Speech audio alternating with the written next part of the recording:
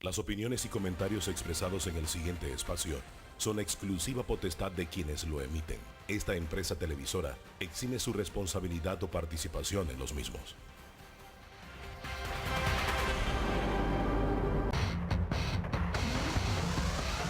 Amigos, ¿qué tal? Tengan todos muy buenos días. Bienvenidos a Debate Abierto Dominical. Gracias por acompañarnos. Como de costumbre, vamos a presentar a nuestros invitados. El análisis que vamos a hacer hoy es un análisis profundo de tres momentos históricos que vivió este país durante la gestión del presidente Ricardo Martinelli, que ya está en su cuarto año. Precisamente la crisis en Bocas del Toro. ¿Qué la generó? ¿Cuáles fueron los compromisos a que se llegaron y qué compromisos se han cumplido hasta el momento? Por otro lado, la situación en la comarca, ¿qué generó esa situación? Los compromisos acordados y si se han cumplido los mismos. Y también estaremos analizando con la dirigencia de Colón exactamente lo mismo. La raíz de la crisis, a qué acuerdo se llegó y si se sienten satisfechos con lo planteado por el gobierno nacional. Nos acompañan para tales efectos la cacique Silvia Carrera, nos acompaña también el cacique Francisco Miranda, nos acompaña don Genaro Bennett de Bocas del Toro, por acá Ricardo Ábrego de Bocas del Toro también, sí. El señor Felipe Cabezas de Colón y el ingeniero José Blandón. Nosotros desde el día miércoles establecimos la siguiente solicitud o comunicación al secretario de Comunicación del Estado, el señor Luis Eduardo Camacho. Aquí la tengo, usted es testigo, ingeniero. Dice, le decíamos, Luis Eduardo, el viernes a las 9:30 estaremos grabando el programa dominical de Debate Abierto. Me gustaría contar con la presencia en la mesa del ministro Jorge Ricardo Fábrega o en su defecto del ministro Roberto Enríquez. Estaremos analizando los diálogos de Bocas, Colón y la comarca. ¿Me confirma o me avisa, por favor? La respuesta: ese mismo miércoles, ante la solicitud que le hicimos al señor Camacho a la 1:39 de la tarde del miércoles, se dio a las 4 de la tarde y fue la siguiente. Ricky, o señor Ricardo Fábrega, salió para Chiriquí y Roberto Enríquez no quiere hablar del tema. Esa fue exactamente la respuesta. Usted es testigo de lo que está escrito. Le puse recibido, ok, fue la respuesta del señor Camacho. Por lo tanto, no tenemos a nadie del gobierno sentado aquí en la mesa y pensamos en ambos ministros porque son los que más vinculados han estado a estos temas, el señor Fábrega y el señor Roberto Enríquez. Bien, entramos en el análisis, ingeniero, y el objetivo fundamental de esta mesa que tenemos aquí en el día de hoy ante una eventual crisis que se avecina, protagonizada por una alianza que han hecho estos grupos. Bueno, Álvaro, en primer lugar, quiero recordar que hoy es 20 de enero, domingo 20 de enero, día de San Sebastián, la gran fiesta de Ocú. Pero también hoy es un día importante porque Álvaro Alvarado cumple años.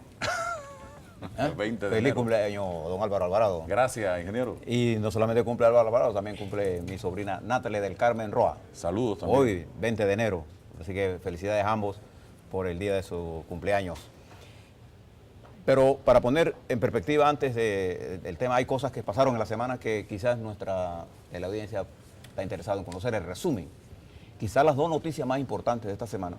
Una fue el asunto Cochés, que tuvo un desenlace con la destitución del señor embajador. Mucha gente se está preguntando sobre el contenido de lo que dijo Cochés. En realidad el punto fundamental es que los que estamos en esta mesa, que no representamos la gestión de gobierno, podemos tener cualquier opinión sobre el gobierno del señor Chávez, a favor o en contra, como nos dé la gana. Pero si nosotros fuéramos embajadores del gobierno del presidente Ricardo Martinelli, tenemos que sujetar nuestra posición a la posición del gobierno. No puedo emitir ninguna otra oposición. Y particularmente porque el gobierno de la República de Panamá mantiene relaciones diplomáticas con el gobierno de la República Bolivariana de Venezuela. Entonces hay un reconocimiento del gobierno del presidente Chávez por el gobierno de la República de Panamá que encabeza Ricardo Martinelli. Y el embajador Cochés no estaba representando los intereses de la República de Panamá. Estaba representando los intereses de la oposición venezolana, cosa que él no debió hacer, porque él es el embajador de la República de Panamá. Entonces se dio una controversia que terminó con la destitución de Cochés. Y además mi compadre Rubén Murga está poniendo en el tweet algunas cosas, porque Charleston, el embajador de Venezuela, dijo que Cochés era mal pintor. Y usted sabe que ese embajador venezolano es especialista en arte moderno. O sea que él sabe de arte. Y le dice Rubén que también Cochés, a pesar de eso, es más famoso como pintor que Van Gogh, porque Van Gogh en vida no vendió ninguna pintura. Pero Cochés en Venezuela hoy día, para la oposición, es más famoso que Capriles. Sí, pero eso no era su función. Su función no era representar la oposición venezolana, su función era representar al gobierno de la República de Panamá. De manera que aquí hay en términos concretos puedo decir que el manejo que el presidente de la República y el canciller le dieron al tema, desde mi punto de vista, fue un manejo correcto. Eso fue lo que debió pasar. Porque yo no puedo como embajador ir a pensar mi punto de vista. Yo lo puedo hacer como ciudadano de la República y eso es un derecho mío. Ahora que ya no es embajador, el señor Cochés puede expresar lo que le dé la gana, con la libertad y el respeto que debe tener con respecto a los gobiernos, en este caso del gobierno bolivariano de Venezuela. Bien, ese tema no está saldado, creo que el gobierno actuó con firmeza. El gobierno de Venezuela expresó su agradecimiento al gobierno de la República de Panamá por lo ocurrido. Bien, también en el tema nacional, en adelanto de las primarias, clausuró el periodo de postulaciones en el Partido Panameñista y por los que se inscribieron es evidente que Juan Carlos Varela tiene el camino listo para ser el candidato del Partido Panameñista. No veo contendiente importante en esta contienda. El PRD continúa su campaña de elecciones primarias, presidenciales, y veremos cómo se desata ahora el debate entre las dos fuerzas que están ahora mismo en la contienda. Lo que puede haber en el panameñismo y en el PRD es un gran abstencionismo porque no hay mucha motivación de la gente. Puede ser. No hay mucha rivalidad. Además, estas primarias presidenciales, cuando son así, normalmente vota el 30%. Y eso se considera positivo, porque no movilizar de 150.000 a 200.000 personas a una votación nacional no es cualquier cosa. Para lo que conocemos de organizaciones, esto es una cosa gigantesca, cuesta mucho. También las primarias están, la atención está centrada en que hará cambio democrático. Por lo pronto, para allá para el 19, 20 de febrero se abrirá el periodo de postulaciones y hasta el momento hay candidatos como el ministro de Economía y Finanzas, Fran de Lima, se habla de la candidatura del ministro de Vivienda, José Arias, se habla de la candidatura de Rómulo Rux, que es ministro de Relaciones Exteriores. Guillermo Ferrufino. De Guillermo Ferrufino. Se habla de Giselle Burillo y de Ricardo Fábrega, que dicho sea de paso, también participa hoy, es el viernes, estuvo en una reunión del Consejo Provincial de Chiriquí. En el campo de las primarias también se habla de la posible postulación de la señora esposa de Ricardo Martinelli, que constitucionalmente lo puede hacer. No tiene ningún impedimento. No tiene ningún impedimento. El doctor Italo Antinere acaba de publicar una sesuda intervención por eso, pero en realidad en el derecho político panameño ella lo puede hacer. Claro, eso es una cosa que lo puede hacer constitucionalmente y una cosa es si políticamente ella decide hacer eso. Esta no va a ser una campaña fácil, como no lo es ninguna, pero esta tiende a ser mucho más complicada. Pero también un tema que domina la agenda nacional es el que vamos a debatir en la mañana de hoy. Ya comenzaron en Colón las protestas. Hay inquietud en Bocas del Toro y hay inquietud en la comarca Nove Buglé. Además de eso, hay una decisión de ese conjunto de fuerzas que participaron en eventos separados, en tiempos diferentes, en circunstancias muy parecidas, a formar un frente de unidad, que es un fenómeno nuevo en la República de Panamá.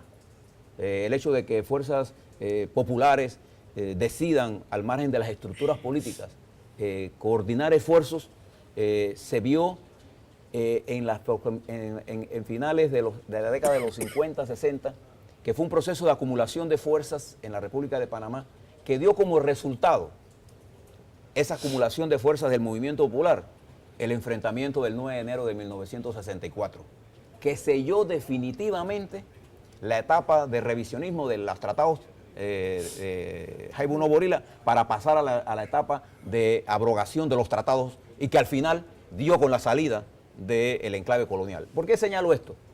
Porque para mucha gente que tiende a ignorar la política, no le presta atención al desarrollo de estos fenómenos sociales e ignoran que los procesos sociales son acumulativos. Entonces, si los gobiernos no les prestan atención a este llamado que están haciendo las fuerzas democráticas desde abajo, esas fuerzas se van a convertir en alternativas de poder. Y no es una conspiración dirigida por nadie. Esto es un proceso social que tiene su propia dinámica en la gestión de los problemas, como lo ven y lo sienten esos sectores. De manera que hoy vamos a tener la oportunidad de conocer e intercambiar y para que nuestros televidentes puedan tener una idea desde la perspectiva de esos actores, qué es lo que está ocurriendo, qué ocurrió, qué es lo que puede ocurrir y pondremos en perspectiva esta nueva corriente que surge en la nación panameña. Pasado, presente y futuro de la crisis de Bocas del Toro. ¿Qué generó esa crisis? Muy brevemente, ¿a qué acuerdos se llegaron y hoy día se han cumplido o no se han cumplido esos acuerdos? Bueno, muy buenos días, Álvaro, y al ingeniero Blandón, y al compañero Felipe y a la compañera Cacique. Lo cierto que sí es los eventos que se dieron el 8 de julio del 2010, los acontecimientos que se dieron el simple hecho por la presentación del proyecto de ley de 9.1, que muchos le llama Ley Chorizo. Ley Chorizo, que tenía la ley de aviación, inclusive tenía la ley de la modificación dentro de las comarcas, que nosotros cuando estábamos viendo eso en la mesa, pues nos dimos cuenta y por qué estamos, que también ellos tenían propósito de modificar algunas cosas dentro de las comarcas. Y resulta que nosotros realmente, como dirigentes sindicalistas pensantes en este país, no solamente pensamos por las organizaciones sindicales que nosotros dirigimos, sino también pensamos por el pueblo, pensamos por el país, porque lo que no queremos es tener un caos en el país, como dirigente, como hombre pensante y como hombre inteligente. Y nosotros en ese entonces llamamos a la ministra de Trabajo, en este entonces Alma Cortés, hacia Chan y Nola para que conversábamos sobre el tema, el daño que se iba a hacer al movimiento sindical a nivel del país, modificando los artículos 12 y 13 y 14 que no le daba derecho a unas convenciones colectivas con los empresarios. No quitarle las cuotas ordinarias y extraordinarias que aprueba el movimiento sindical y que el único que tiene derecho de celebrar unas convenciones colectivas y acuerdos es la dirigencia sindical con los empresarios de este país. Eso le quitaba el derecho a los trabajadores en ese entonces y nosotros pedimos al la ministra de Trabajo y al diputado Mario Miller de que nos asentáramos y ver ese tema, cómo podíamos resolver ese tema que perjudicaba a la clase trabajadora de este país. Y lo que se nos dijo que nosotros éramos un borracho ignorante y que hacíamos lo que queríamos con la plata de los trabajadores, o sea, no hubo una mediación, sino lo que hubo un insulto en ese momento por la ministra de Trabajo, la cual pues las compañías chiquitas emiten una nota cumpliendo con los acuerdos que se estableció y con lo que se hizo en la Asamblea de los Diputados, que fue ley de la República aprobado de la noche a la mañana, de que a partir de tal fecha la compañía ya no descontaba las costas obreros patronales. Entonces eso llevó a una protesta, a un cierre de calle para que el gobierno pues llegara a conversar con los compañeros de la provincia. Toda la fuerza viva en ese entonces se abocaron a las protestas y luego pues lamentablemente hubo instrucciones desde acá arriba de que había que montarles balas y perdigones y todo lo que se tenía que hacer. ¿Saldo de muertos y heridos? Definitivamente, nosotros tenemos 700 compañeros heridos en este entonces, en ese registrado. Tenemos 6 muertos, que solamente el gobierno se hace responsable de 2 nada más. Y fueron realmente 6 muertos en la provincia de Boca del Toro. Se deroga la ley. Se deroga la ley. ¿Qué les promete a cambio el gobierno? Bueno, cuando se deroga la ley, nos asentamos a firmar un documento con el gobierno nacional. Ese documento lo firmamos el 10 de julio y el gobierno se compromete a los siguientes compromisos. Una vez que nosotros nos asentamos, se deroga la ley 12 y 13 y 14 de la ley 30. Se vuelve a la normalidad y se hacen los compromisos de que todos los compañeros heridos, los muertos, el gobierno se va a hacer responsable de poder darle las atenciones a los compañeros de Boca del Toro. No habrá persecución contra ninguno dirigentes sindicales ni los protestantes de esa área. Todas las reparaciones, viviendas y algunas cosas como esas, las pensiones y todo eso, hasta este momento, el gobierno solamente ha cumplido con llevarle una bolsa de comida a esos trabajadores que están heridos, ha cumplido con unas viviendas que tiene que, siempre hay protesta para que pueda cumplir, y ha cumplido de estar terminándole la casa a los compañeros, pero lamentablemente son cajetillas de fósforo. No es la casa adecuada que realmente se establecieron aquí. Y lo otro que, para poder pensionarse, porque es el compromiso que ellos tuvieron, de pensionarse a estos trabajadores, que ellos iban a llevar a la Asamblea Nacional de los Diputados para que eso sea ley de la República, hasta la fecha no. Se iba a nombrar una comisión de alto nivel del gobierno y de las organizaciones sindicales de Boca del Toro para discutir el tema de 8 de julio, si era viable para poder entonces dar un duelo nacional o solamente en la provincia de Boca del Toro. Hasta la fecha, el gobierno rehúye esos compromisos. Lamentablemente no sé, y yo siempre lo he mirado de esta forma, este gobierno establece acuerdos en cualquier territorio nacional y no cumplen los acuerdos. Prueba está de que usted es testigo, Álvaro, que el ministro Fábrega y el otro dice que no le interesa este tema. ¿Qué señales están mandando positivamente para que las cosas se puedan resolver en Colón y dentro de la comarca y en la región de Boca del Toro? Eso es mandándole un mensaje a la ciudadanía de las 3 regiones, de las 3 provincias, de que se vaya a la calle, o sea, no vamos a los enfrentamientos. Ellos son los provocadores de los enfrentamientos y cuando el pueblo protesta, entonces dice que no se agotan los procedimientos que tiene la Constitución Nacional de la República. Yo creo que eso es una falta de respeto, de que aquí se va a tocar un tema tan importante del interés del país para que no represente un ministro del Estado. Yo pienso que ese es faltarle respeto al pueblo, quien lo llevó al poder y quien lo tiene ahí. Entonces yo sí creo que yo le llamo una vez más la atención a estos señores de que cumplan con los compromisos tanto de Colón, tanto de la comarca y tanto de Boca del Toro. ¿Cómo surge la crisis en la comarca, que fue el segundo escenario de protesta que se da en el país durante el gobierno de Ricardo Martinelli? Sí, buenos días. Bueno, la crisis que se dio en 2011 por la Ley 8, que es la Ley Mineras. El pueblo, no solo el 2011, que el pueblo en Oba Bugla ha venido diciendo no a la hidroeléctrica, a minería, pero el pueblo tuvo que volcarse en la calle porque el gobierno impuso esta Ley 8, que la Ley Mineras. Entonces, acuerdo que se dio en San Félix con el Martinelli, él promete que se iba a dar la ley especial, el régimen especial para la comarca, que protegía todos los recursos minerales hídricos en la comarca. Y esos días el gobierno también promete 100 millones de dólares para la obra social de la comarca, y eso no se ha cumplido, eso ha quedado solamente en promesa.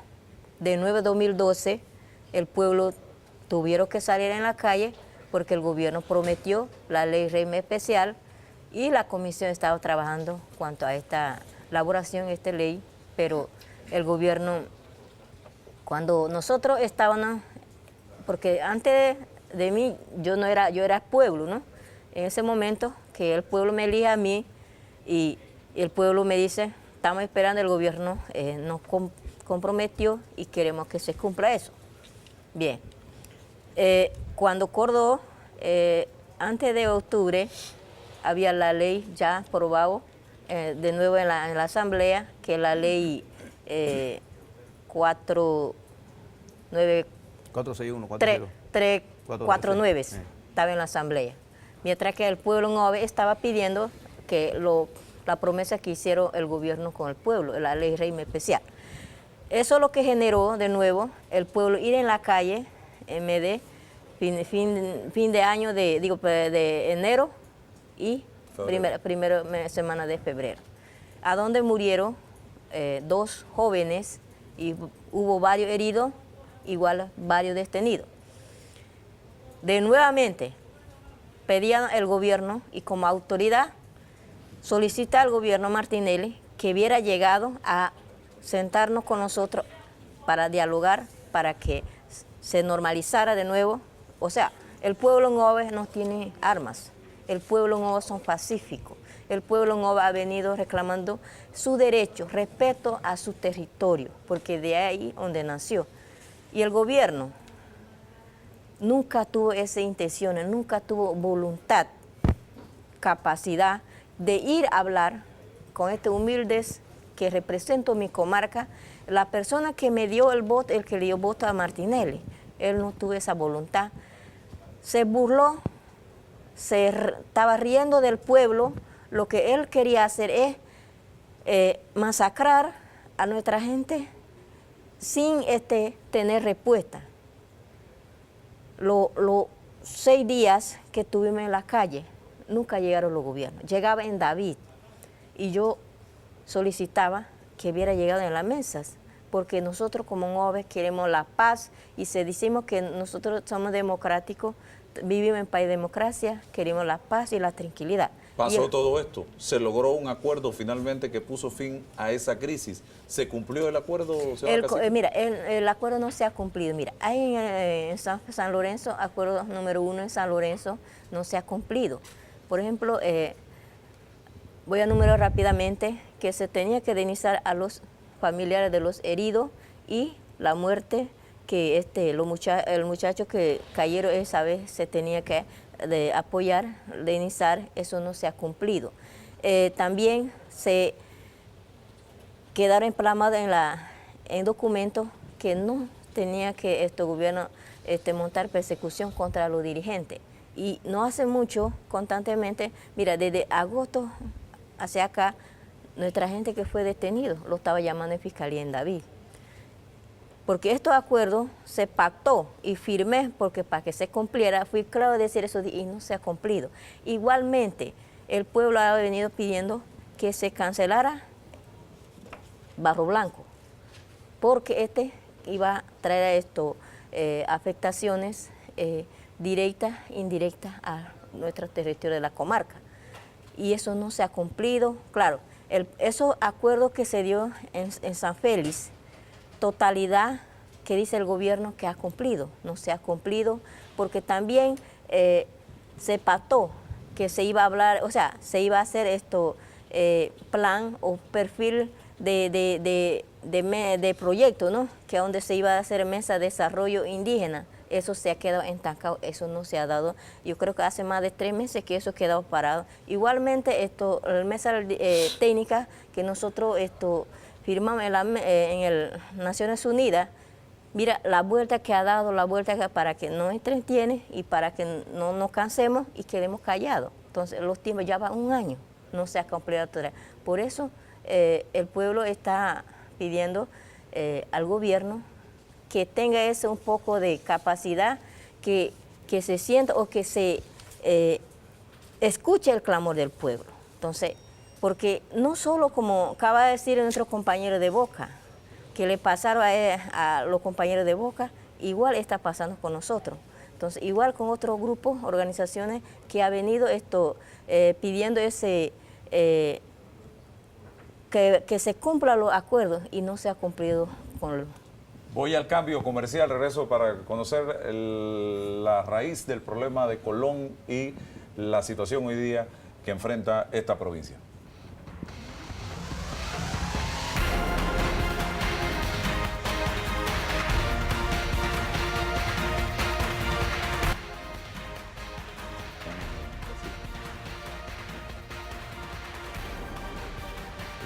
Bien, seguimos adelante. Don Felipe Cabeza, profesor, la raíz del problema en Colón y el desenlace.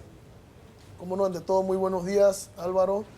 A nombre del Frente Amplio del Pueblo Colonense queremos unirnos a esas felicitaciones de cumpleaños. Gracias, Felipe. Que el Todopoderoso te siga iluminando el camino y no calle tu voz, precisamente para que los panameños tengamos la oportunidad de que se sepa la realidad de nuestro país. El caso de Colón inicia a raíz de la Ley 72, la ley que pretendía vender los terrenos de la zona libre de Colón. En este sentido, mucho antes de eso, el Frente Amplio, el 5 de noviembre del año 2011, le habíamos entregado al presidente de la República un documento donde plasmábamos y solicitábamos un consejo de gabinete ampliado en la provincia de Colón. Esto nunca se dio. A raíz de la nefasta ley número 72, por la cual, que tiene el mismo matiz o la misma ramificación o el mismo elemento de las dos leyes anteriores que provocaron la muerte a humildes panameños, fue la poca consulta, la imposición y la falta de diálogo precisamente para atender este tipo de leyes. En efecto, la ley se lleva a la asamblea, nosotros fuimos a la asamblea, manifestamos nuestra oposición allá, se dieron los hechos que todos conocemos a través del presidente de la asamblea, donde abiertamente se burló de nosotros y dijo: la ley fue aprobada, vayan a llorar al cementerio. Sus palabras fueron proféticas. Lamentablemente de allí arranca lo que nosotros hemos denominado la insurrección popular octubrina en la provincia de Colón, donde el gobierno apostó a que en víspera de una fiesta importante para los colonenses, que era el Cristo Negro de Portobelo, y en víspera de las fiestas patrias, el pueblo iba a estar distraído atendiendo esto. No fue así. Contamos con el respaldo de todos los sectores del pueblo colonense. El gobierno invitó muchas veces, después de haber aprobado la ley, a un diálogo con algunos ministros para tratar de convencernos de que la ley era buena para Colón. Nosotros mantuvimos nuestra posición de que para poder sentarnos tenían que derogar la ley. Así se hizo. Luego de 12 días de protestas, que trajo como escenario 5 personas asesinadas por la policía, más de 60 personas heridas de bala, muchas de ellas perdiendo órganos vitales, tal es el caso del compañero de Gatuncillo que perdió el vaso, y que hoy reclamamos justicia tanto para él y otras personas más que han perdido órganos vitales, y muchos de ellos que todavía mantienen balas dentro de su cuerpo y no están recibiendo la atención médica por parte del gobierno.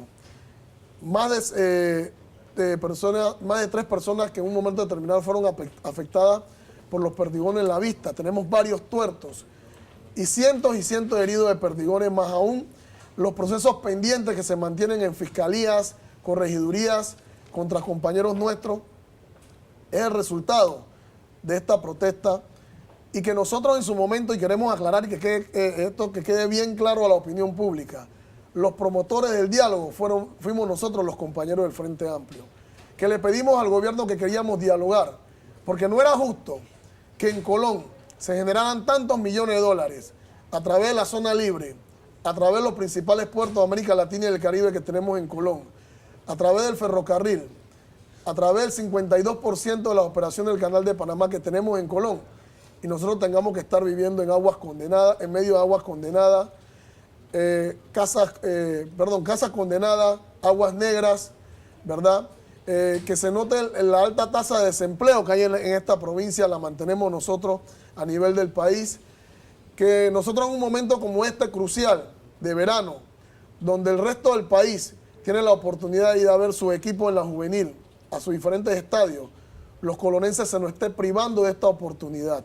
En Colón no hay un solo estadio habilitado para que nosotros los colonenses podamos ir en familia a ver el campeonato juvenil, ni el mayor. Todos sabemos la desgracia que ocurrió cuando se cayó el techo del estadio. O sea, tenemos falta de coliseos deportivos, tenemos la peor terminal de este país. Y de ahí fue donde radicaron los reclamos nuestros y que dieron a la conclusión la solicitud de 33 puntos a la mesa del diálogo que tenemos aquí, porque considerábamos que dentro del presupuesto de inversiones para la provincia de Colón no reflejaban algunas necesidades vitales para la población, tal es el caso de agua potable, resolver el problema de las aguas negras y las aguas pluviales, que vimos en el mes de noviembre cómo Colón quedó inundado, ¿verdad? Por la cantidad, por el poco funcionamiento que tenían estas 4 estaciones de bombeo que, dicho sea de paso, estaban dañadas, y que el gobierno había anunciado que le habían invertido 20 millones de dólares. Y preguntábamos nosotros, entonces se le invirtieron 20 millones de dólares, ¿dónde están esos millones? ¿Por qué Colón se inunda? Esto trajo como consecuencia precisamente que este diálogo, que nosotros desde el momento dijimos, nosotros no queremos dialogar, queremos negociar. El ministro Fábrega insistía en dialogar, impuso la metodología del diálogo. En su momento también les señalábamos nosotros, aquí falta una providencia legal que le dé garantía a este diálogo. Nosotros nunca tuvimos una garantía o una providencia legal por parte del Ejecutivo, por más que las pedimos. Ayer el ministro Fábrega sale diciendo en los medios de comunicación que ellos fueron a Colón a dialogar, no a negociar. Y dijo textualmente, subrayo la palabra dialogar. Lo que demuestra que nosotros hemos sido una vez más víctimas de la burla y el engaño. No se le prestó atención a las víctimas producto de las protestas. Nosotros solicitamos el punto número 1, la solicitud de 500 millones de dólares y no una solicitud antojadiza. El Banco de Desarrollo Interamericano había hecho un estudio que para que Colón fuera una provincia digna se requería la inversión de 2.000 millones de dólares, pero que para arrancar se solicitaban como mínimo 500 millones. En base a eso fue que nosotros hicimos la solicitud en el punto número 1 de los 33 puntos. La respuesta del gobierno fue, no hay un solo centavo para Colón. La respuesta del gobierno fue, vayan a atenderlo a través de los ministerios por medio del presupuesto de inversiones, que dicho sea de paso, sufrió un recorte de 73 millones de dólares en comparación al año 2012. O sea, no nos dan, nos quitan y a su vez nos dicen que para Colón no hay un solo centavo de la solicitud hecha por nosotros, ¿verdad? Cuando sabemos que en Colón y en este país hay millones y millones de dólares, y eso lo demuestran los indicadores. Se habla de un desarrollo económico, se habla de un crecimiento económico que nosotros no vemos, y hay algo en común en estas comunidades. Somos 3 sectores marginados, abandonados no únicamente por este gobierno, sino por todos los gobiernos que han pasado en este país. De 109 años de vida republicana que tenemos, hemos vivido a través de la marginación y el engaño de todos los partidos, llámele PRD, Panameñista, Cambio Democrático, Molirena, el nombre que usted le quiera dar. Hay una similitud y un denominador común en estas 3 regiones. Ingeniero Blandón, nos ha tocado vivir periodísticamente y como panameños estos 3 momentos del gobierno de Ricardo Martinelli. ¿A qué conclusión podemos llegar si nos ponemos a analizar los 3 al mismo tiempo? ¿Hay constantes? Bueno, usted observa, la crisis de Bocas del Toro fue el producto de una ley que se llamó correctamente la ley chorizo, porque era un chorizo. Era una multiley, cuyos objetivos eran muy complicados y tenían cosas muy específicas que querían lograr.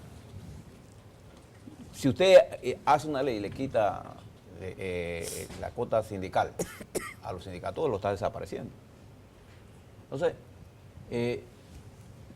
la falta de consulta de esta ley, porque además esta ley se hizo a tambor batiente, creó la situación de Bocas del Toro.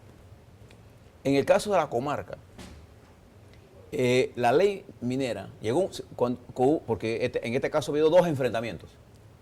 En el primer enfrentamiento, en los acuerdos se estableció que se consultaría con las autoridades y la dirigencia de los Nove Bugle las modificaciones que se pudieran hacer en el caso de que se presentara una ley. ¿Qué pasó? En febrero del 2012, la comisión de la Asamblea, una comisión de la Asamblea, aprueba en primer debate la ley que incluye un artículo que viola los acuerdos que se habían tomado con la comarca Nueva. Ese artículo, aquí lo dijo el diputado, ¿se acuerda, Muñoz? Cuando en realidad y en ese momento estaba en discusión las comisiones que todavía no habían consensuado esa parte. Entonces eso generó la crisis de febrero del 2012, que a su vez fue, digamos, el enfrentamiento más serio desde el punto de vista político y desde el punto de vista de sus resultados que vimos en la televisión todos. En el caso de Colón, también una subestimación con la ley que pretendía vender las tierras en la zona libre de Colón. O sea, hay una constante en esto, es que son proyectos de leyes que no tienen el consenso necesario. Pero aquí viene un punto que es la primera vez que me toca la oportunidad de estar con tan distinguidos dirigentes de nuestro país, representando diferentes áreas y diferentes sectores de la nación panameña. Aquí tengo en mi mano un comunicado que firmaron las dirigencias de las que están aquí con nosotros, que el día 12 de enero tomaron la decisión de crear una alianza estratégica nacional, precisamente con las organizaciones de los NOVE, de Boca del Toro y de Colón.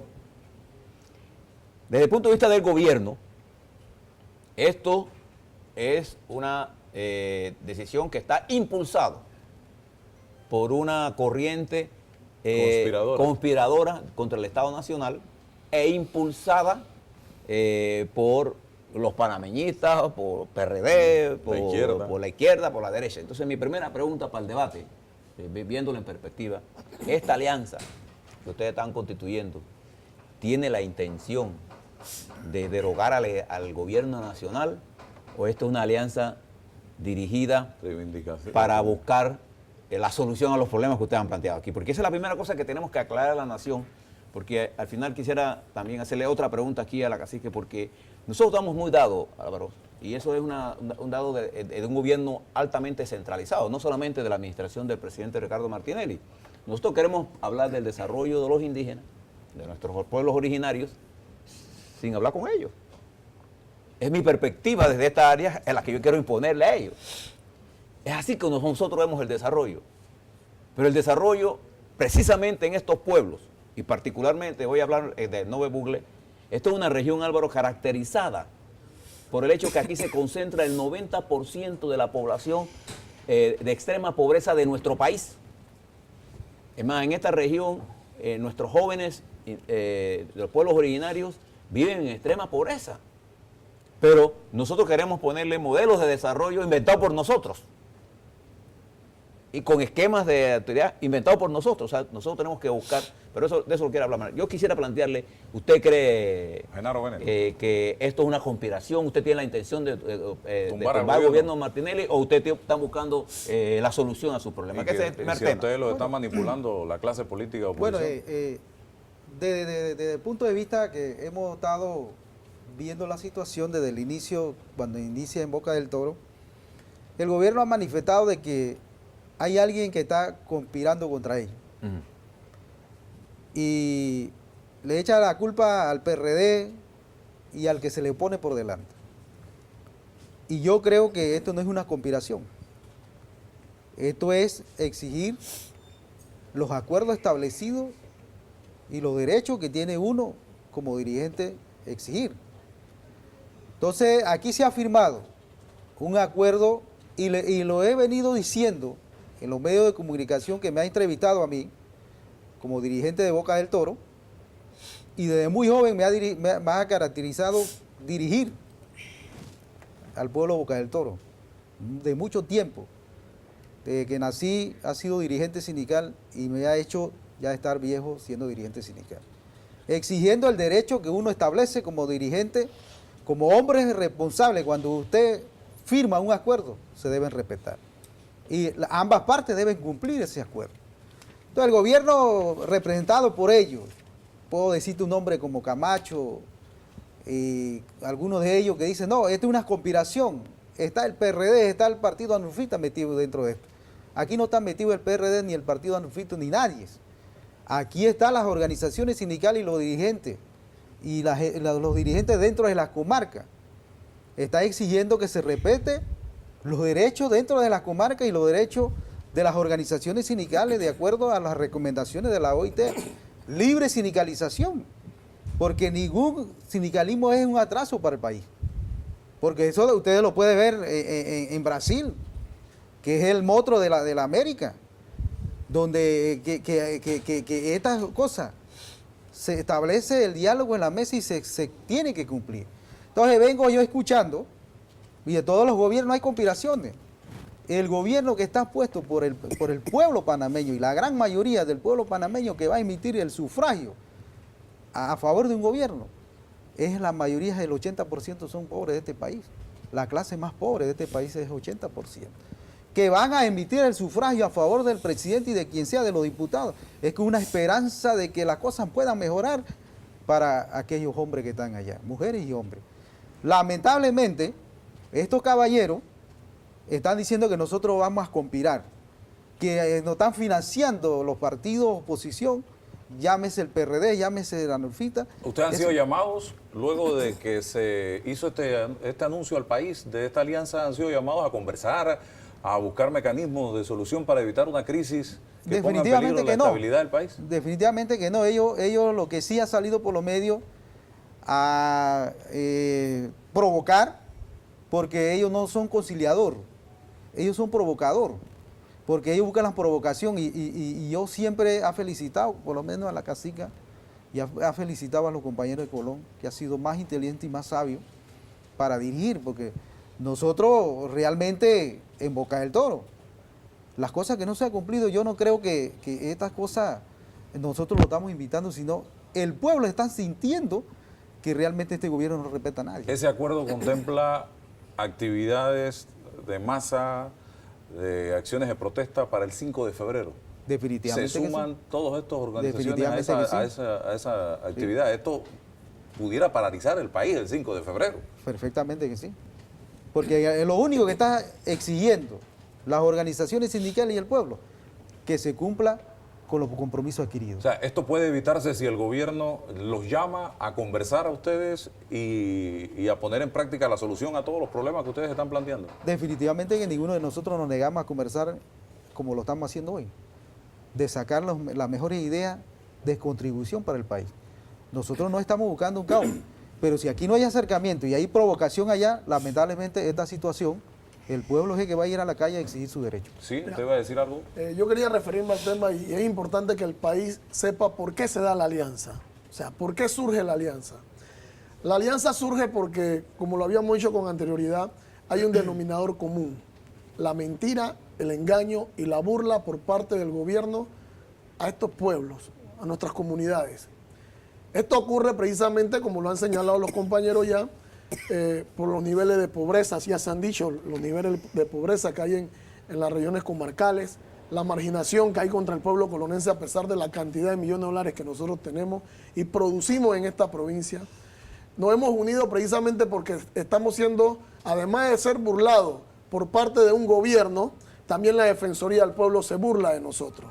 Y esto es importante, que hay que decirlo, compañeros, porque aquí la Defensoría del Pueblo también se ha encargado solamente de elaborar informes de que sí hubo exceso de fuerza, de que sí hubo violación a los derechos humanos. Sin embargo, nosotros no vemos que aquí hay un solo policía detenido e indagado por el asesinato de más de 13 personas en estas comunidades. A nosotros es que se nos está persiguiendo. Se han organizado o han creado una estructura de persecución a través del Ministerio Público, a través del Ministerio de Trabajo, para destituir a compañeros, como el caso de Gerardo González Anfax, el caso de otros compañeros más a nivel, y se persiguen a dirigentes sindicales. Mira, aquí en este país se da la tendencia de que cada vez que el pueblo se organiza, sea el gobierno que sea, PRD o panameñista, te dicen, no, la oposición está detrás de ellos. Ellos tienen agenda oculta, ellos tienen otros fines, otros objetivos. Pero aquí nadie dice nada cuando los ricos de este país se organizan para defender sus intereses, para asociarse, para crear empresas y saquear este país. Ahí nadie los cuestiona a ellos. Ellos son una organización legítima, una organización de carácter legal y que buscan el bienestar del país. Pero cuando los pobres nos organizamos precisamente para protestar, exigir respeto, exigir que se nos trate como ciudadanos dignos de este país, es cuando se nos acusa a nosotros, a decirnos que estamos organizando y que tenemos otros fines políticos. Pero yo quiero responderle a la clase política de este país, porque es la que anda detrás de esto. ¿Por qué los pobres no podemos organizarnos? ¿Cuál es el problema? ¿Cuál es el miedo? Nosotros también tenemos derecho a organizarnos. ¿A qué le temen? Simplemente cumplan con su programa de gobierno, cumplan al pueblo lo que le prometieron y no tuviéramos la necesidad de estar aquí discutiendo este tipo de temas. Vamos al cambio y regresamos para el punto que planteó el ingeniero Blandón. Ustedes de la comarca han sido consultados para ver realmente cómo se logra el desarrollo de esta región. Regresamos enseguida. Recuerden www.rpctv.com. Usted puede sintonizarnos allí, debate abierto dominical. Puede ver el programa tranquilamente desde su computadora también. Nos puede escuchar a través de RPC Radio, cobertura nacional. Vamos al cambio y regresamos enseguida.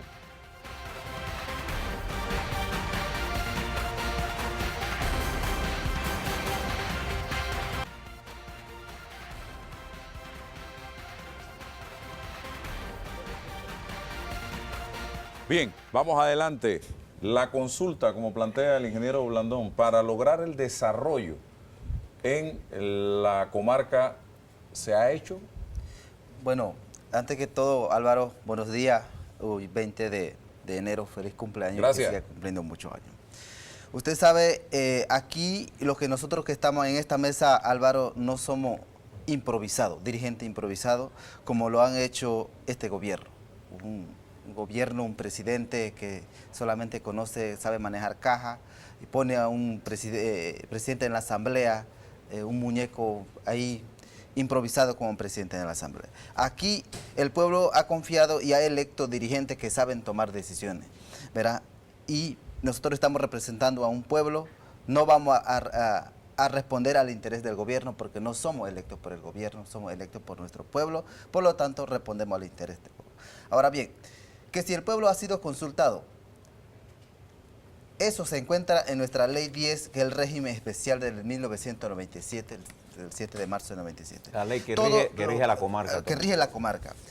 Que dice todos los proyectos que vayan para la comarca debe ser primero llevado al Consejo de Coordinación Comarcal, Consejo de Autoridades, al Congreso, divulgado, consultado, ¿verdad? Se debe hacer un foro en las comunidades y las comunidades participarán de ese foro. Pero los proyectos que se han querido imponer por parte de este gobierno han sido decisiones tomadas, ya sea a tomar batiente, como lo han dicho. Desde la capital. Desde la capital y en la oficina. Por ejemplo, vamos a hablar de Barro Blanco, ¿verdad? El estudio que se hizo de parte de la empresa ANAN fue cómplice, ¿verdad? De esta sinvergüenzura, ¿verdad? Dice que se cumplieron con todos los procesos en el estudio de impacto ambiental. Donde en el panorama uno dice en ello de que no existe ningún grupo indígena en la ribera de Tabasará, que no existe ningún cementerio, no existe nada, no existe especies ni nada, ¿verdad? Pero en el panorama donde se propone de hacer el análisis del estudio de impacto ambiental, arroja otro informe de que sí en OVE, 3 comunidades grandísimas y muy representadas por áreas en OVE, van a ser inundadas cementerios y muchas riquezas naturales de allí mismo del área va a ser inundada. O sea, es un proyecto que ha sido impuesto, igual el proyecto de la minería que llevó a nuestro pueblo en la calle. ¿Ustedes no aceptan la hidroeléctrica de Para Barro nada, Blanco? para No, nada. no es negociable. No es negociable. Es por eso se propuso también en la mesa técnica de suspender, ¿verdad?, la hidroeléctrica mientras se hagan los estudios, pero han hecho lo contrario, han cargado más maquinaria, el proyecto se está trabajando día y noche, el proyecto ha tenido un avance de un 40%. Ahora, ya el pueblo en OVE no solicita solamente la suspensión, viendo toda esta situación, solicita el pueblo en OVE la cancelación total, ¿verdad? Ya luego de haber hecho el análisis del estudio de impacto ambiental, ¿verdad?, se recomienda anular todas las resoluciones del impacto, de estudio de impacto ambiental por parte de ANAN, de parte de la empresa, ¿verdad? O sea, solicitamos como pueblo en OVE la cancelación total y de forma inmediata del proyecto Barro Blanco. La pregunta sería, el tema de la seguridad jurídica que el gobierno plantea, ¿qué pasa con los gastos que ha hecho ya esta empresa de Genisa, creo que se llama, la que construye este proyecto? Bueno, ese es el problema del gobierno Ricardo Martinelli, porque el pueblo no participó de esa negociación. Nunca fue consultada, ya lo dije anteriormente, nunca fue consultada. Esa fue una decisión tomada en una puerta cerrada con la empresa. O sea, el pueblo desconoce de esa negociación. Y por eso que solicita la cancelación de forma inmediata. Y el 5 va a ser el inicio. El 5 va a ser el inicio de lo que se pueda dar. ¿Una nueva jornada de protestas? Estamos haciendo llamado a la población en general a que acudamos, ¿verdad?, a hacer recorderi de esa trágica represión que se dio de parte de este gobierno de Ricardo Martinelli, donde resultó muertos 2 compañeros, varios heridos, varios compañeros quedaron inválidos, estudiantes, compañeros míos, quedaron inválidos y no pueden ni trabajar, no tienen apoyo.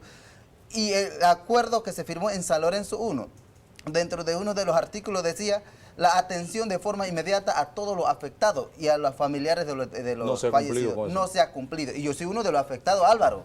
Aquí estoy, iniciando conmigo, como cacique. Yo soy uno de los afectados y el ministro Fábrega ha dicho, se ha cumplido con todos los puntos. Y yo voy a desmentir eso públicamente. Que sea sinvergüenza y sea más responsable. Ingeniero. Bien, mira.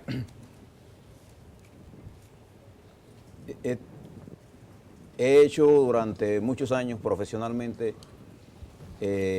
un estudio de lo que es la riqueza que está dentro de la región Nove Buglé. Por ejemplo, esta es un área que tiene, estoy hablando de la reserva y las áreas anexas. Tiene pocas riquezas para generación hidráulica, por ejemplo, para hacer proyectos dentro de la... Pero tiene muchas riquezas minerales. El cobre es una de ellas. Entonces, yo siempre he pensado que el desarrollo de esa región, si eso se va a usar, tiene que usarse en una empresa en la que los dueños de esa empresa sean los indígenas, los que viven ahí. ¿Ya hay experiencias en otros países? Sí. ¿Por qué? Pero si yo hago este proyecto y el proyecto lo hace una empresa extranjera y los pobladores nuestros que están allí, que son nuestros pueblos originarios, donde está concentrada la pobreza, ¿no? ¿Sí? Y no lo hago yo partícipe de ser los dueños parciales, porque tiene que hacer una discusión de esa riqueza, ese modelo de explotación no va a funcionar más. Tiene que ser con la participación de ellos. Si ahí se va a hacer una pequeña hidráulica allí, tiene que ser las autoridades locales las que administren eso. O sea, tú tienes que cambiar el modelo de manera que en los pueblos originarios esté parte de la gestión empresarial. Esto no es nuevo, esto no es comunismo, esto ha ocurrido en los Estados Unidos. Hay pueblos indígenas en los Estados Unidos que controlan empresas de explotación minera y empresas hidráulicas. Y tú lo puedes hacer mixto, pero en la que las autoridades locales, que son las verdaderas autoridades del pueblo, participen. Pero eso es un modelo de participación que es importante. A mí me preocupa que no estuviera el gobierno aquí, porque, vuelvo y le reitero, conozco todas las discusiones que se dieron, porque parte de esa drama que se vivió entre febrero del 2012, nosotros los dos lo vivimos, porque no solamente se le estaba dando cobertura, sino que estábamos intentando ayudar a buscar una solución al problema. Y nosotros estábamos buscando que esa noche no se lanzaran la policía contra ustedes.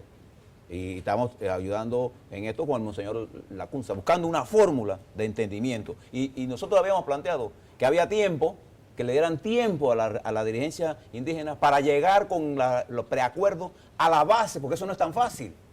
Desde Panamá suena fácil decir, hey, hablen con su gente, pero es que la gente mía está dispersa, tenemos que hablar primero. Haber un tiempo, no sé, la historia es la historia, pero lo que quiero decirle es que estábamos buscando una solución. Pero yo le pregunto a ustedes, y si yo veo los acuerdos, y por eso que no está aquí la parte de gobierno, pero debo decirle porque conozco los acuerdos. Y se invitó, repito, para los los que no escucharon al principio, en los se invitó acuerdos al que se gobierno. firmaron en San Lorenzo, San Lorenzo 2, no se estableció que la presa de hidráulicas se eliminaba o se postergaba. Se estableció que se harían los estudios técnicos, que es lo que tenemos por ahí ahora. Y yo creo que a la falta de una verdadera participación de las comunidades indígenas en las áreas que son adyacentes y las áreas en las que pertenecen a ellos, nosotros, este modelo de imposición no va a funcionar más. Yo le pregunto a doña Silvia, usted como autoridad tradicional, ¿usted no cree que los modelos que debemos utilizar nosotros para que su pueblo se desarrolle deben venir planteados desde ustedes? O sea, ustedes puedan participar. Si se va a hacer una empresa pequeña ahí, esa empresa tiene que ser administrada por las autoridades locales, pero las autoridades tradicionales, las autoridades que tienen el poder local. del área. ¿Usted no y cree debe que beneficiarlos y no perjudicarlos. no, y tiene que ser para ellos, para su beneficio? Sí, esa es buena pregunta. Mira, Pueblo Ngove ha venido luchando hace 518 años. El Pueblo Ngove Buglé nunca se opone a desarrollo, pero el desarrollo de esa clase. Hablemos de minería. Mira, en el tiempo que estaba la concesión minera en la comarca, ¿cuánto ganaba el gobierno o el Estado? 2%. Y para la comunidad afectada, ¿cuánto?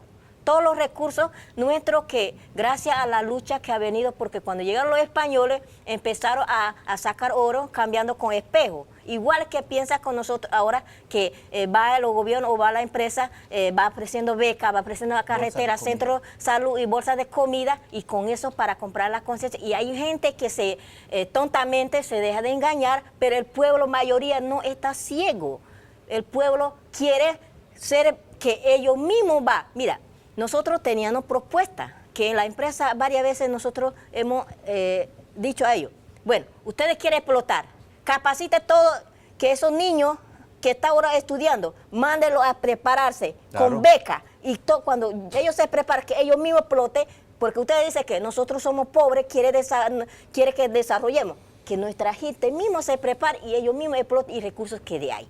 Pero no que recursos de aquí lo saca, nada más viene dividir a nuestra gente y contaminar, y después los recursos los lleva para afuera. Igual que la hidroeléctrica. Ahorita no hay necesidad de hacer hidroeléctrica. Y yo le propongo más, es que si la empresa tiene un dueño, y vamos a suponer que esta empresa es una empresa internacional, para decir cualquier cosa, esa empresa tiene la mitad de esta cuestión, bueno, esta parte que está aquí de las acciones son de los indígenas. Y la otra parte, más pequeña, es del Estado. O sea, ustedes tienen que ser dueños de beneficios directos, tiene que venir, o sea, no nada más el salario, es los ingresos que tú requieres. ¿Para qué? Para hacer las carreteras, para poner agua, para tener los hospitales, para tener los transportes. O sea, tú no puedes explotar la riqueza.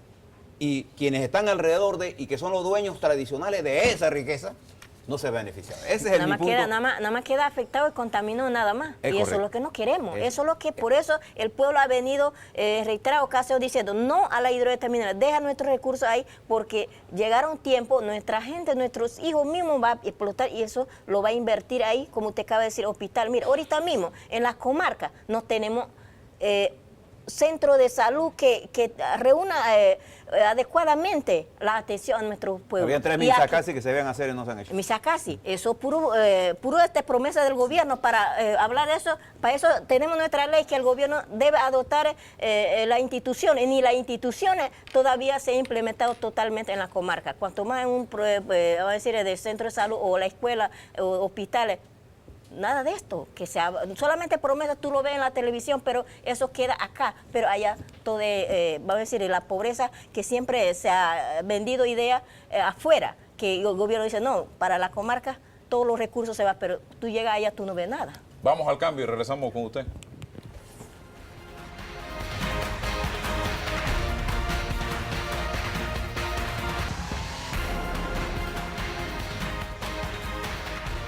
Bien, seguimos adelante. Ricardo Ábrego. Sí, Ricardo Ábrego.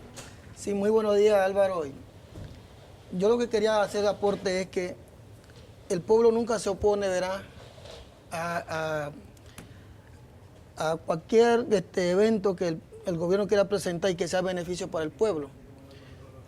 Mira, en Changuinola se supone que allá pues la electricidad pues debe ser barata, porque hace años la AES ha estado explotando allá, ¿verdad?, esa riqueza allá, más sin embargo, pues la luz es cara, ¿no?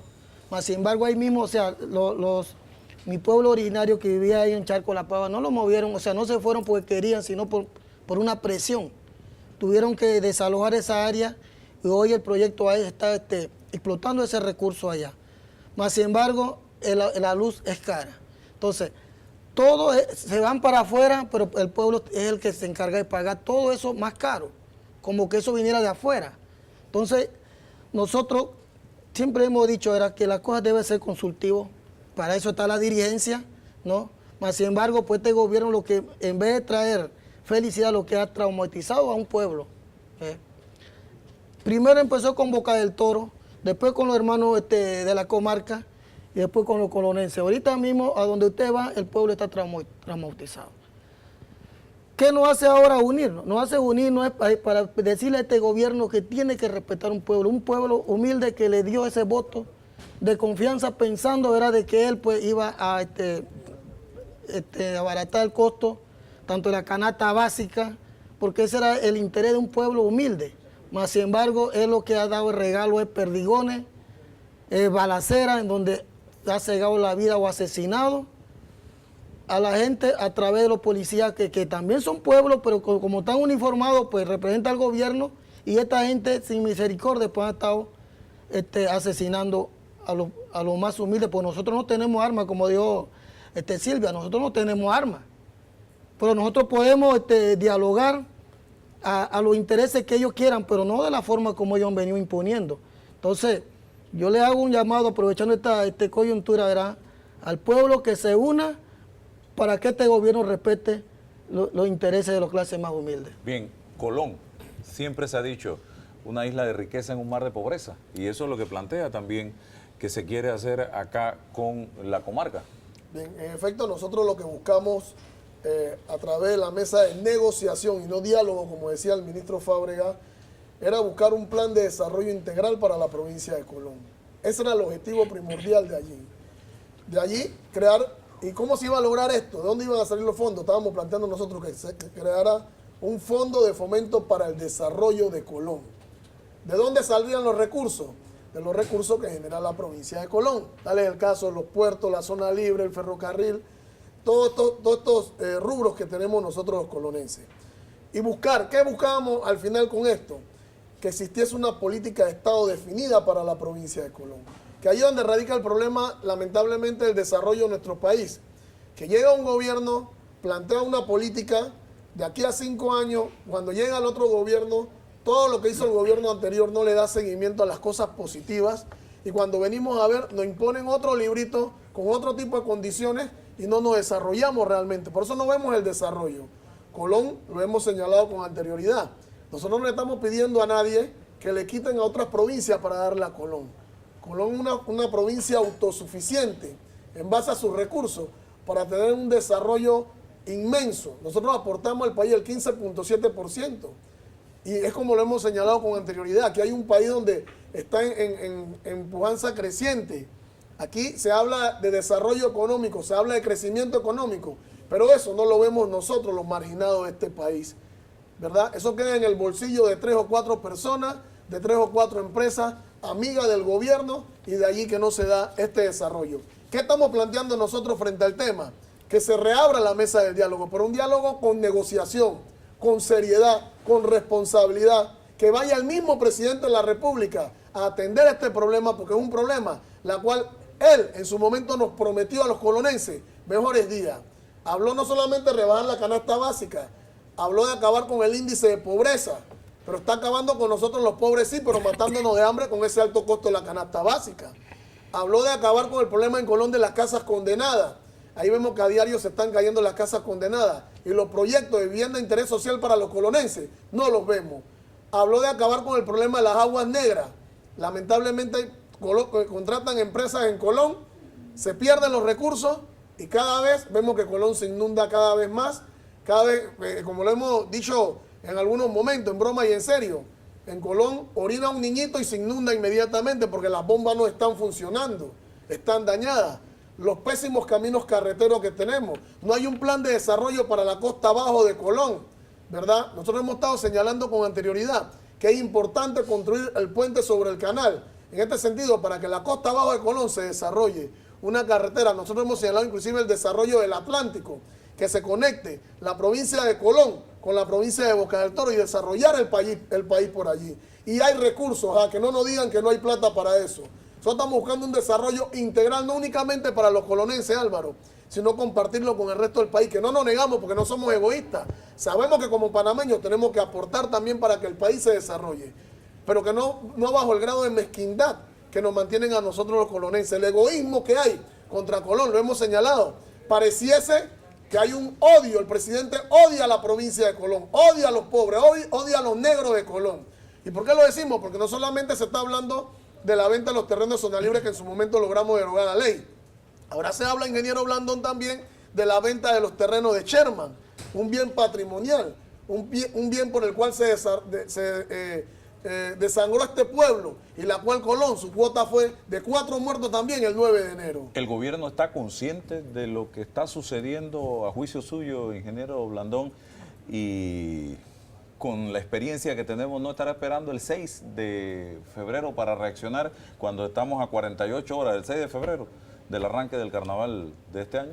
Yo creo que dentro del gobierno no hay una comprensión de lo que está pasando en la estructura social del país. Y es bueno este diálogo que hemos tenido aquí porque con mucha franqueza le estamos ayudando a que tengan esa comprensión del problema. Pienso que hay mucho infantilismo político al hacer los análisis de lo que está ocurriendo.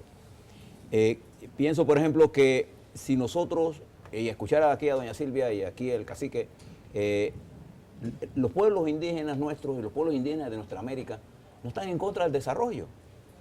Lo que quieren es participar del desarrollo. Esa es la diferencia de lo que estamos planteando en este momento. Entonces, no está en juego el modelo económico del país. Lo que tenemos que hacer son ajustes a ese modelo para hacerlo más humano, de manera que nuestra gente más pobre participe en la distribución de la riqueza. Ellos no se oponen a tener buenas casas, buenas carreteras, buenos hospitales. Fíjate nada más cómo se divide la riqueza por acá entre los que son economistas.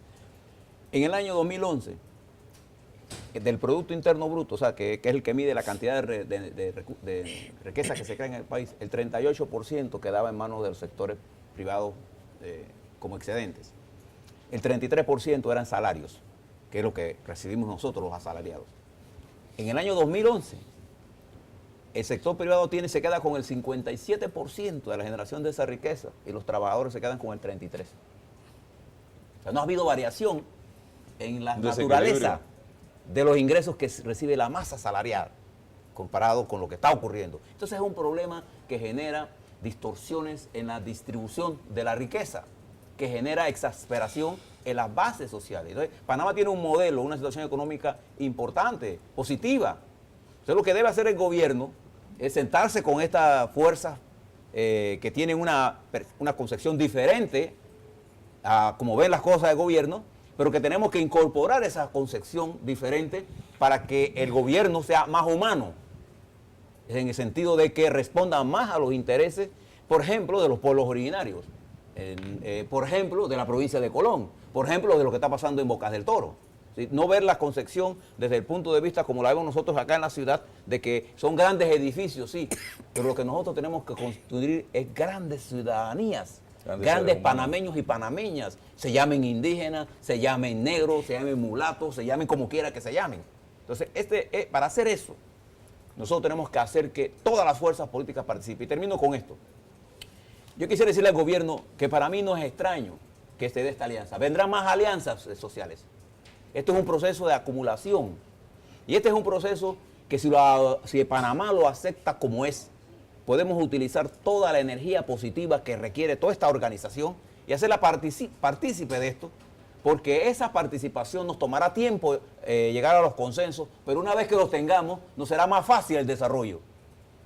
Y además seremos mejor nación. Entonces, uno de los retos que tiene el gobierno del presidente Martinelli en sus últimos 18 meses de gestión es prestarle atención a esto.